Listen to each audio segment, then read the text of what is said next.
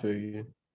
All right, so hey everyone, welcome to the Be Insightful with Technology podcast. So this time we're easing into like our second season. We're going to be doing it a little bit different. We talked about, how you get into the tech industry. We talked with many professionals that are already in the field, been in there for 10 plus years and even just starting. So now we're talking about like people that can help you be successful along the way. That's not necessarily focused on tech, but they're there to help you. So I want to dive into like the finance side of it real quick. And we're going to talk to someone who is killing it in the options trading game. And I want to bring them on because when you're getting hired on in companies, you get equity. And a lot of times we don't know what to do with that. And you get, majority of the times you get full control over it. So we're going to talk with someone who can teach us a little bit about what we can do with our money and just some general things to look out for as well. So I'm going to have him introduce himself. We can get going in the podcast. Of course. So thank you for having me on. My name is Ashon Bennett. I'm a 19-year-old options trader in the stock market.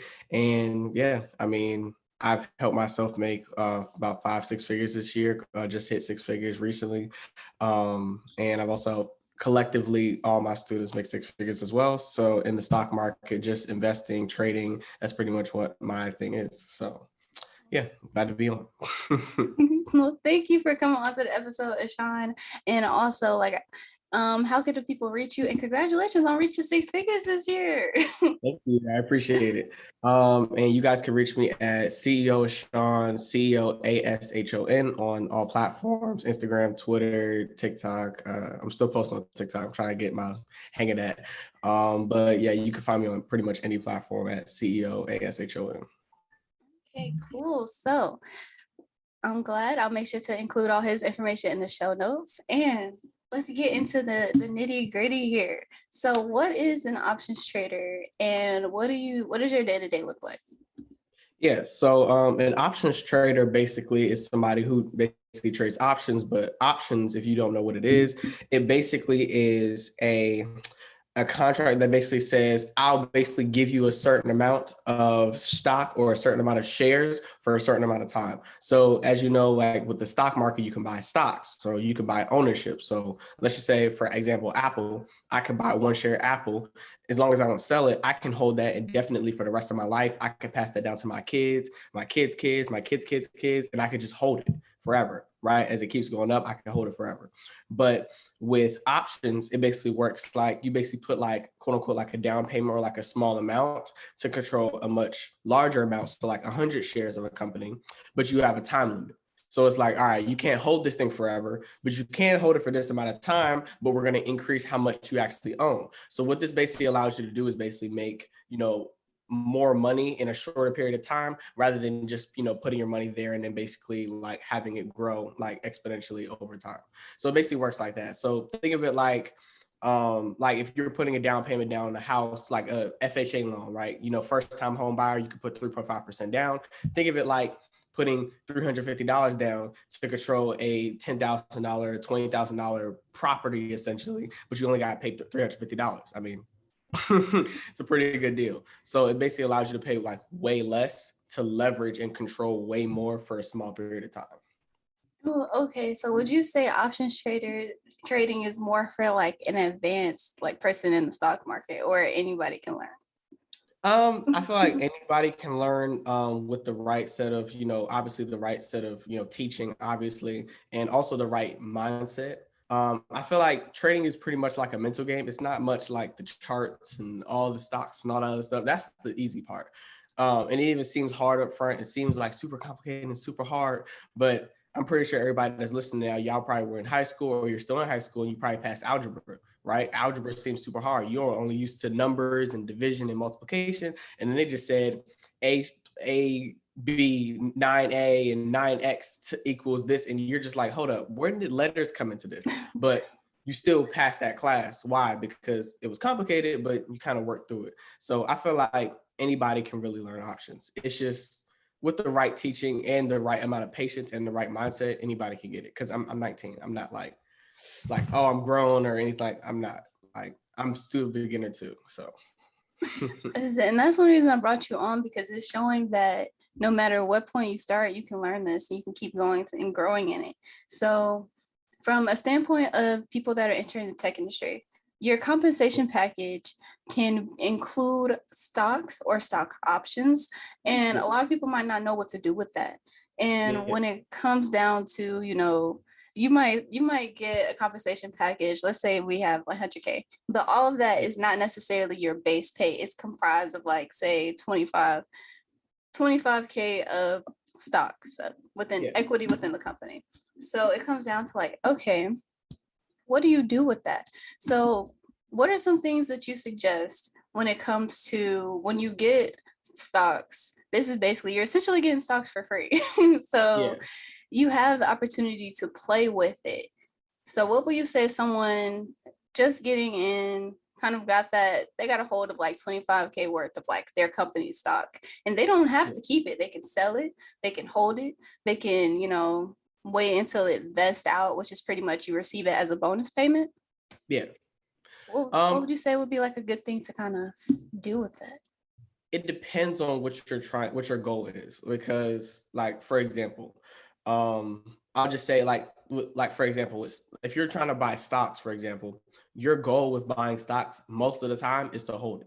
Like you're trying to just buy it just to put your money there. With options, it's like you're trying to put your money here, but over a certain time period, whether it's like a few minutes to a few hours to a few days to a few weeks to a few months even, you're just trying to get a certain return within a shorter period, right? So it just depends on what you're trying to do. If you're trying to buy a rental property and have it pay you every single month, or if you want to do a fix and flip. I mean, it just depends on what you want. So for example, if you're working, most likely you want your money safe for the most part, because you want to have money that you can access. You want to have money that's still growing, but it's just in a better place, right? So depending on your company, let's just say you are at a really, really good company like Google or like Tesla or like Apple or something like that, and they gave you shares or a portion of their company, right?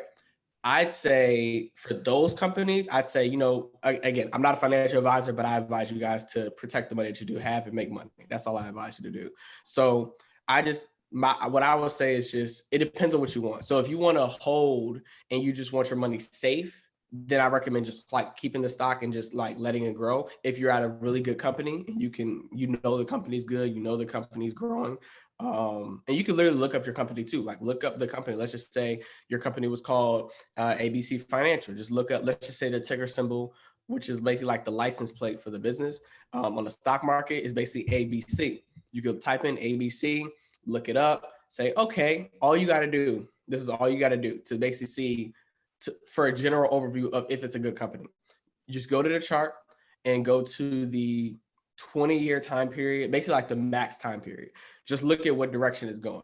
If it's going down, gradually going down, it's probably not the best company. So you might want to probably sell it or something like that. But if it's going up over years and years and years, and it keeps going up, pull back a little bit, it goes up, then obviously that's what you want to go. So invest based on where the direction of it's going, because that's the direction that your money's going to go. So if it's going up, direction your money's going to go up. So I will hold in that because I know that it's a little safe, right? But if I know that's going down and I still get the option to get the shares, you might want to sell it, or you might want to take those profits and invest it somewhere else. It just depends on the company, right? So let's just say you're at a good company. I just say, if you want to be safe, keep it. If you want to like flip the money or get the money and put it somewhere else, then just sell it. So that's what I would say. I feel like if the company is like giving you money, essentially, it's best to kind of just understand what to do with it. Like, even when I got hired on, I got some equity within the company. And even at other companies that I've worked for, you have the option if you want to start investing in the company. But the one thing where, most people always work with is their 401k. And even me, like, I automate that. I don't even look at it because I'm just at this point where it's like, I just want to go ahead and put it in so that way, the other investments I focus heavily on. But when we're in the times of like recession, it's like the 401k, they're telling people like, the money that you're putting in is like slowly going down. And with kind of like studies and back history and all the calculations, it's like, don't stop putting money in, which can get a little worrisome if it's mainly, I worry for people who are at their retirement age pretty much. Yeah. Because it's just I get like they're just like, oh dang, I'm about to retire within a year, and like this just keeps going all the down. money's going down. Yeah. It's very tricky times right now because of the recession and, inflation's all-time high and just a lot of different things that's kind of affecting 401ks, the stock market even. It's just a lot of stuff going on. But it all comes down to the vehicle, because there is a vehicle that is still like growing, or that will grow eventually. Like after this recession, like everything's going to be like crazy. Like stock market's going to be up, businesses are going to do well, inflation's going to drop. Like after a while, inflation's going to drop and it's going to even out a little bit, at least drop from where it's at now.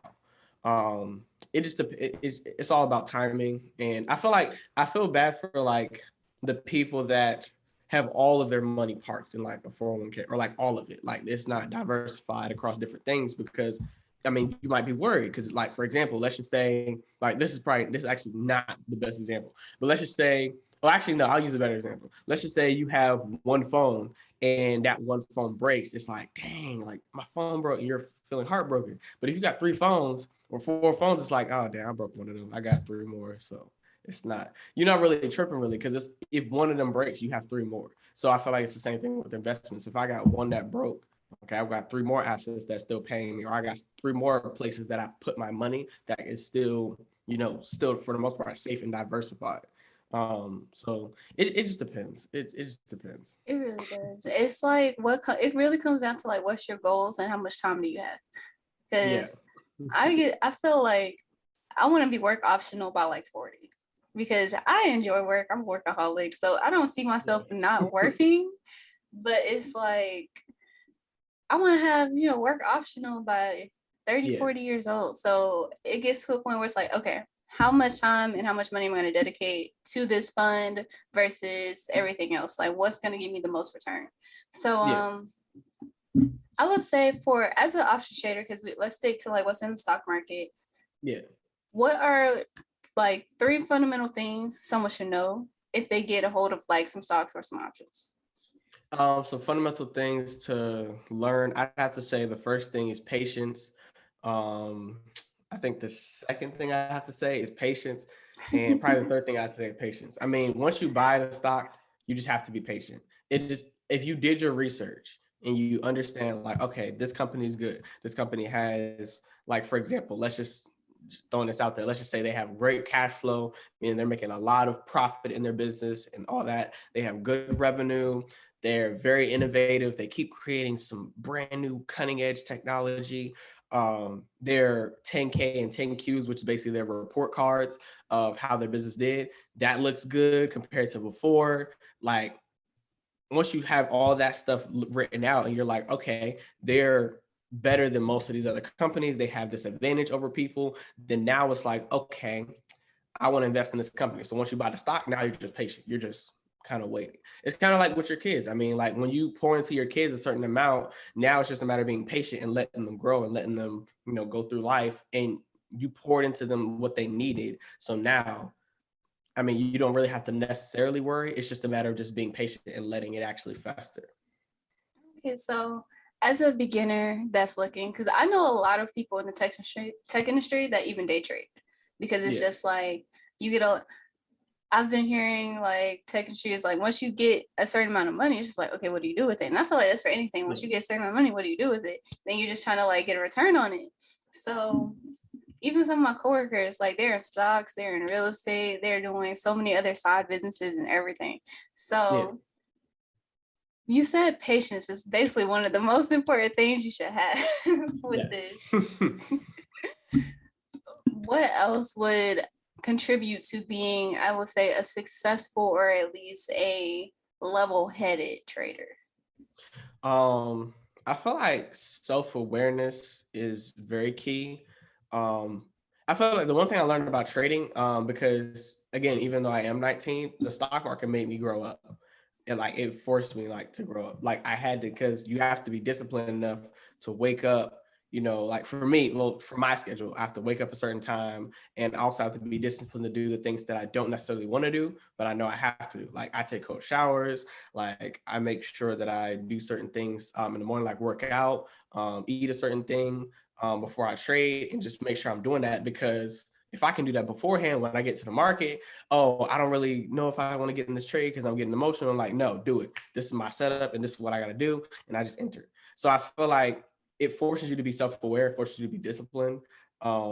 Self-awareness is definitely the key thing though, because you have to be able to analyze what you're doing, because there's not a parent or somebody like standing over you like, good trade. Like no one's doing that. Like it's just you. So you have to be able to say, am I doing right? Am I doing wrong? What do I need to improve on? Like even if I lose, I'm still might have a good day because I protected myself from losing way more because I had self-awareness of what was going on in myself and what was going on in the market. So I feel like self-awareness, and also just asking the simple questions. Like if you can ask what, why, and who, then that's pretty much all you really need to be successful. And I'll kind of explain that. So if you ask what, like what is happening in the stock market, is the price going up? Is the price going down? Then you just understand the overall market direction, right? If you ask why is it going down, or if you ask who is in control. So if it's going up, then who is in control of the market? Buyers are, because when people buy, then price goes up. People sell, price goes down. So you just ask those questions. Okay, who is in control? You say buyers or sellers, and now you ask why. Okay, why are they in control, or why is this specific thing happening? Once you know why, then you know what to do. So if I know that, okay, price is overall going up, but now it's going down, now this recession started, now they actually, it's funny because the stock market actually just rallied like a lot of money. It basically went up a lot, but they just released that we're technically in a recession, basically. Right, which is interesting because it's like, well, if they just released that we're in a recession, why is price going up? And I actually talked about on my live, I can't sell anything unless somebody's buying. I can't sell anything unless somebody's buying. So again, they need people buying. That's why they put it on the news, like, oh, we're in a recession technically, or we basically had like they said we had a great year compared to 2020.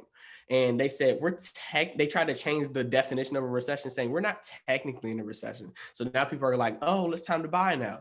And now they bought, but now they're about to sell. So it's just, but again, like you have to understand why certain things are happening. And then from there, you understand, all right, should I be buying here or selling here?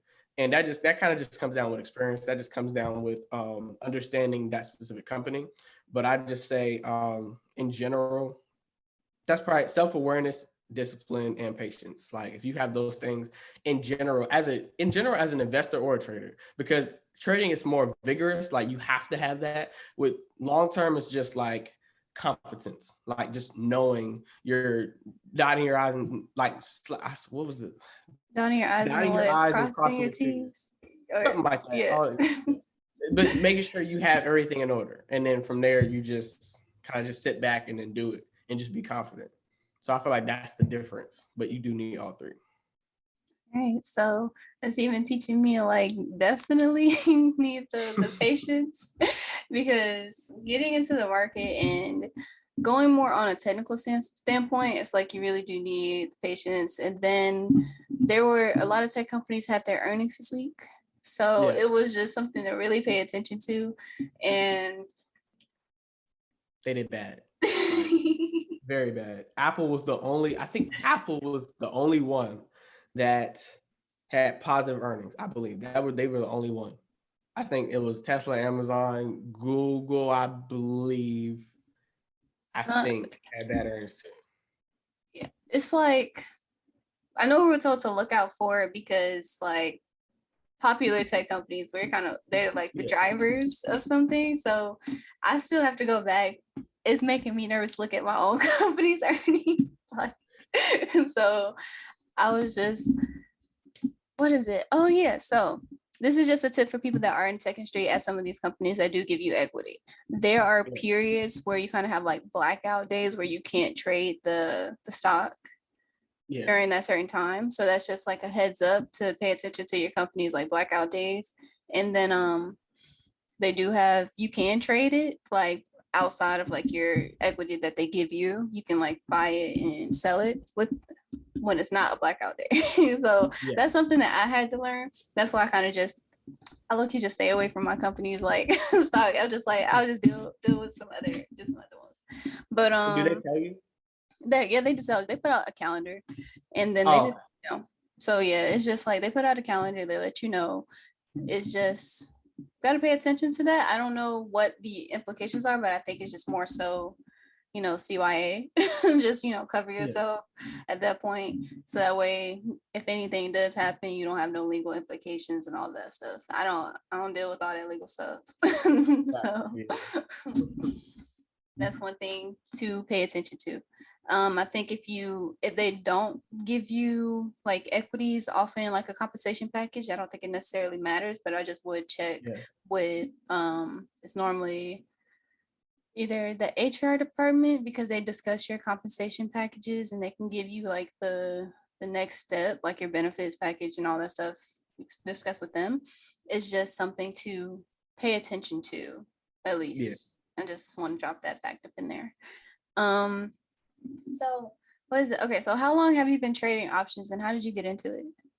I've been trading for a year and a half now, and I got into it because I was trying to figure out how to make money so I didn't have to go to college. Because I didn't want to go because I didn't know what I wanted to do. And I was like, I kind of want, because based on where I wanted it for my life, I was like, okay, I want to be an entrepreneur. I want to basically, there's a certain life that I wanted to have basically, and I didn't see how I could do that through college at the time. I didn't have as much information, so I was like, okay, well, I need to figure out a different way because I didn't want my parents to spend all this money because they were willing to spend like they were going to cut down on some of their like money or work more just to pay $3,000 a month just for me to go to college, and I was like, yeah, no, we're not doing that. So I was like, all right, let me figure out a way so that I can not have to go to college and they don't have to pay that. And I found it was stumbled across a couple things. So I went to wholesaling, real estate, e-commerce, and I was just testing out a lot of different things. And options was like one of the second or third things I tried to do, and it basically stuck. And I just kind of committed to it, and I just grew with it. I started with like $500 on Christmas, and by my birthday, January 10th, Capricorn, I turned into 2000. And then after that, I was just like, okay, this is cool. So I just started going a little heavier in it. I grew from 2005, and then I got to 5, and then I lost like 1,000 in a day because I just over leveraged my account, and I was like, ooh, I don't like that. So I took a period where I was just taking a break to basically study like trading a little bit more, like study like why do people lose? Why do people fail? Why do people blow their account? And then I started studying that stuff, and then I just implemented the exact opposite of what caused them to lose, and literally just implemented it into my strategy. And then from there, I just kept growing, scaling from there. I have my losses, like I've had my 7K day losses, 10K losses. I've had those, but at the end of the day, it just keeps growing. So I can't complain. As long as you keep trying, it's like I've had one chance where it's like, okay, I got in. Oh, this happened to me recently because I was testing out a new method and new strategy, but this was in my sim account. So glad that it was. I was doing options trade on Activision. And I was just seeing if I was doing call options, see if it go up like $80. I had it out for like 2 weeks. It went up, and then I was making profit, and I was getting out. I had a stop loss in. And I went to go cancel my stop loss so that way I could take a profit. It definitely it got me out of my stop loss, and I was just like, man. Wait, what week was that? This was maybe like 2-3 weeks ago. It wasn't like, was it less? I'm really bad with dates, but it wasn't that long ago. It was still this month. So I was just like, oh my God. But that taught me to pay attention to exactly what I'm doing because that made me so upset. Because I'm just like, I'm learning a new strategy, but I don't want to put it in my real account. I'm glad I didn't because I definitely was trying to speed through it. And you canceled the stop to wait, you bought more or you what? Okay, so I actually canceled the stop. Well, it did not cancel the stop. That's what I was trying to do. I was trying to cancel the stop. And then I was doing it on the iPhone. I use TradeStation, and I have an Android, and I love using my Android to take trades because it's so much simpler on the menu. And this time I was doing it on the iPhone, and that's where I messed up because they have like their sale to close at like a different point than where the Oh Androids yeah. is, and I messed that up so bad. So it got me off at my stop loss, and I didn't get no profit. Wait, isn't that good? Wait, it hit your stop loss. It was Wait, above it was way above when I got in, and it was way above my stop loss. So this was just like a smaller profit. I was about like $50 profit. So I was yeah. just like, okay, I'm gonna get out. My stop loss was at about, I had got in about like 112, and my stop loss was at like Okay. 90. So I was like, okay, let me cancel the stop loss so I can go ahead and take the profit. And then stop loss didn't cancel. It went ahead and just sold at my stop loss. And I was just like, okay, Wait, so how this did it sell? Did you wait? So did price drop or price was still like you were still in profit? profit But was still there. Like it was still in profit. oh So I was just like, I didn't understand what happened. I feel like it's probably because I messed up on the order. So I'm just like, because I yeah, went back to the option. I was making sure. I was like, did it go down just that quick? No, I messed up the order. So I think you did okay. You probably did a sell market order. Um, because there's somebody because a market order is basically like because a limit order, if you had a stop limit order, that means it's going to hit it at a specific price.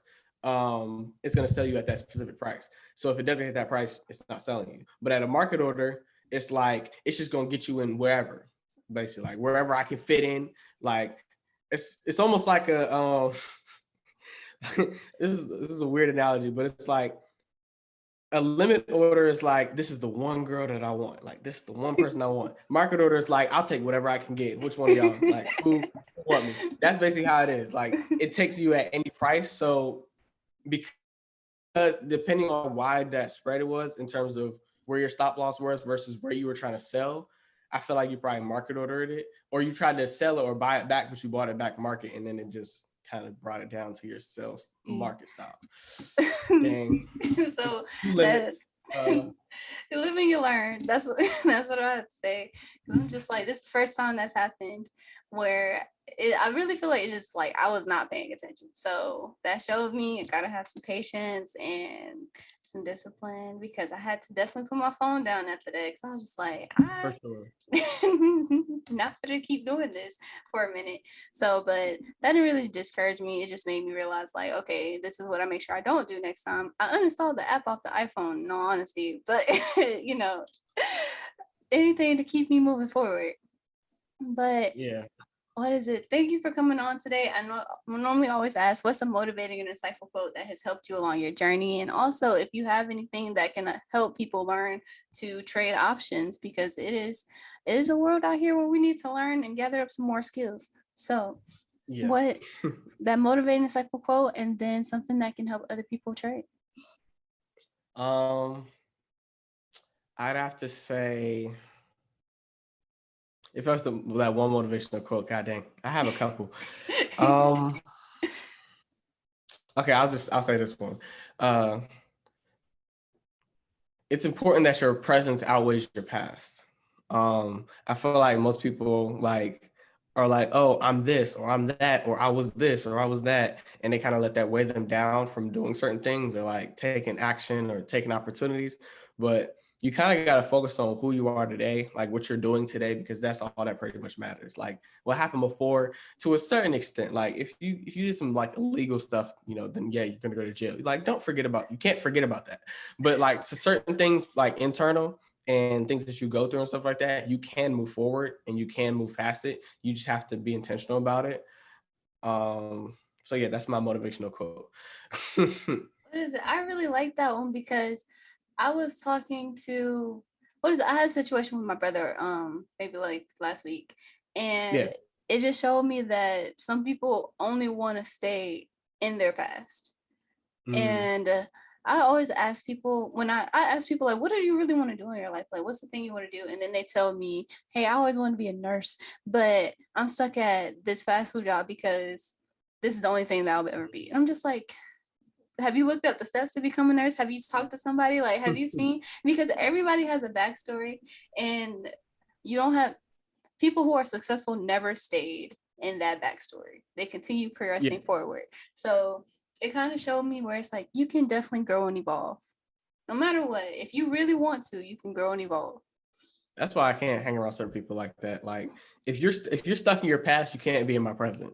Like that's the thing I say. If you're stuck in your past, you can't be in my present because you're there. You can't be in two places at one time. So either you're there or you're here. And I feel like I only want people that's here, that's looking forward, because that's where I'm trying to go. So it's because I used to be one of those people though. So I understand, but at the same time, I was one of those people, but I left. And it wasn't like anybody that really necessarily forced me to leave. I did it on my own merit because I just wanted to get out of it and I stopped getting in my way. So I feel like most people just like kind of hold themselves back. It's usually not life. Like life is supposed to be hard. Like life is supposed to throw stuff at you, right? So that's its job, and your job is to get through it. So I mean, everybody's went through a whole bunch of crap, a whole bunch of stuff, and you have 100% track record of getting through it. So don't like, oh, I messed up there, but you move past it. So you have 100% win rate. Keep winning.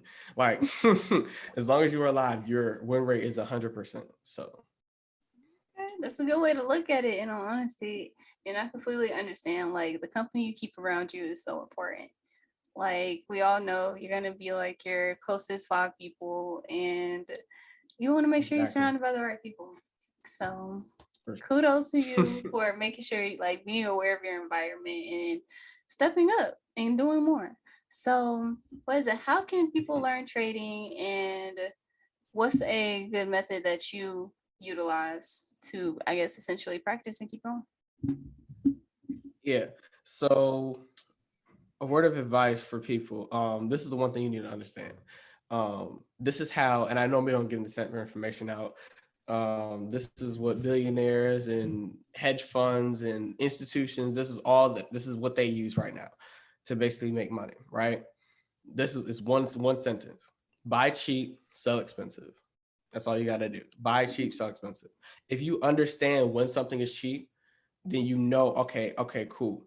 Whatever strategy it is, like that's why I said this, I tell my mentees all the time, the strategy you use doesn't matter. Like I have like 5-6 mentors, they all have completely different strategies. One of them uses no indicators at all, like nothing on their chart. Some people use like trend indicators, some people use like volume indicators, and some people, it's all different, but they're all making 5-6 figures a day. So they all, like, they're not using the same strategy at all, but they're all making profits. So what does that say? They just have a way of being able to buy something cheap and sell expensive. The stock market is a market, and the only way you make money is if you buy something lower and sell it for higher, or you sell something for higher and then you buy it back lower. Like that's the only way you make money. So the exact same thing with like Louis Vuitton and all this other stuff that costs super expensive. Why? Because supply is small, demand for it is high. People are willing to buy it and there's a small supply, it's going to go up in price. That's how everything in life works. And the stock market is the same thing. So literally just buy cheap, sell expensive. Like if you find a strategy where you can buy cheap, sell expensive, you will literally make money. That's the goal when you look at a strategy.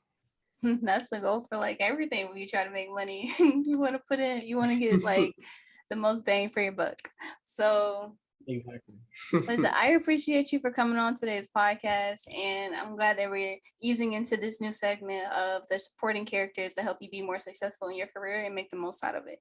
So thank you guys for tuning in to the Be Insightful Technology podcast. Make sure you check out the show notes and connect with me on LinkedIn and follow Ashon on IG, so that way you can be insightful, grow some more, and gain some knowledge, wisdom, and understanding in technology and in finance. So let's all grow together and uplift. So thank you and have a good day.